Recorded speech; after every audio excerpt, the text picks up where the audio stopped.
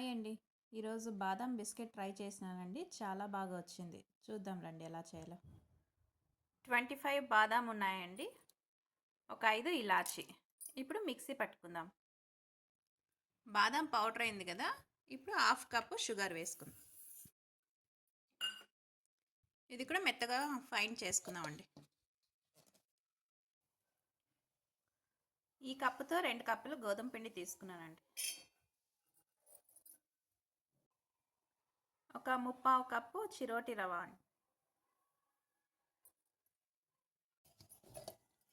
Grind చేసుకున్న బాదం పొడి ఉంది కదా, ఇప్పుడు ఇందులో వేసుకుందాం అండి.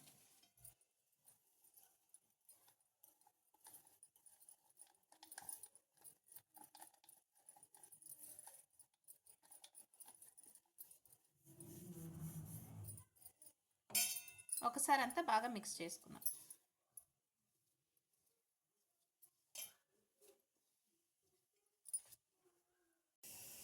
కొద్దిగా ఎండు కొబ్బరి తురుము.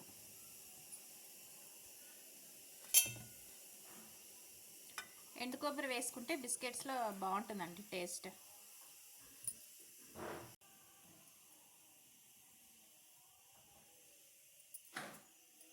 ఒక 3 స్పూన్ల నెయ్యి వేసుకుందామండి.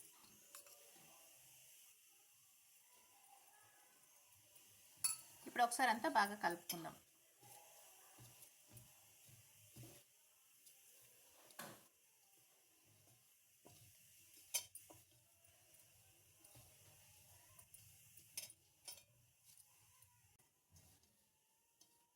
చూడండి, ఇలా అంతా బాగా మిక్స్ చేసుకున్నాం కదా.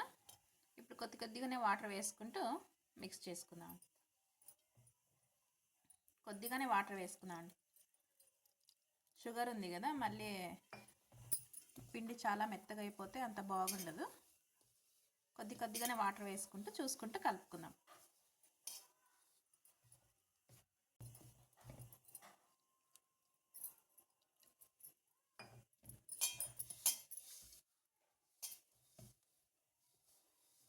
గోధుమ పిండి బిస్కెట్ టేస్ట్ అయితే చాలా బాగుంటుందండి.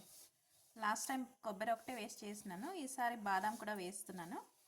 చూద్దామండి టేస్ట్ ఎలా వస్తుందో.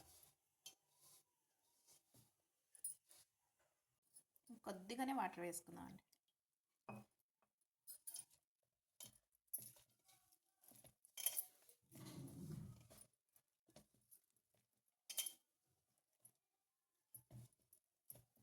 మీకు కావాలంటే షుగర్ 1 కప్ తీసుకోవచ్చండి. మీ స్వీట్ని బట్టి మీరు షుగర్ వేసుకోవచ్చు. నేనైతే హాఫ్ కప్పే వేసుకున్నాను. అంత ఎక్కువ స్వీట్ ఉంటే బాగుండదు కదా బిస్కెట్స్. ఇంకా ఇప్పుడు పిండి రెడీ అయిపోయింది కదా, బిస్కెట్స్ చేసుకుందామండి.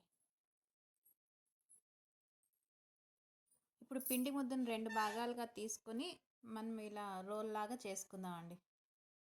కొద్దిగా మీడియం సైజులోనే చేసుకుందాం అంట రోల్ లాగా. ఇప్పుడు చాకు తీసుకొని ఒక స్లైడ్ లాగా కట్ చేసుకుందామండి. చూడండి ఇలా. చూడండి ఈ షేప్లో ఉన్నాయి చూడండి బిస్కెట్స్. ఓవెల్ షేప్లో వచ్చినాయి. అలాగే ఇంకో పిండి ముద్ద తీసుకొని కూడా ఇలా బిస్కెట్స్ లాగా కట్ చేసుకున్నానండి. ఇప్పుడు మీడియం హీట్లో ఉండాలండి ఆయిల్ ఫ్రై చేయడానికి. ఇలా ఒక్కొక్క బిస్కెటే వేసుకొని నిదానంగా టర్న్ చేసుకోవాలండి. మీడియం ఫ్లేమ్లోనే పెట్టాలండి మనం స్టవ్. నిదానంగా 2 వైపులా బ్రౌన్ కలర్ వచ్చేదాకా ఫ్రై చేసుకోవాలండి. ఇలాగే అన్ని బిస్కెట్స్ ఫ్రై చేసుకుందాం. చాలా బాగుంటుందండి గోధుమ పిండి బాదం కాంబినేషన్. టేస్ట్ అయితే బాగా వచ్చింది. చూడండి, బాగా విరుక్తా ఉంది కదా, బాగా క్రిస్పీగా కూడా ఉంది బిస్కెట్. చల్లారిన తర్వాత డబ్బాలో పెట్టుకునేసేయండి.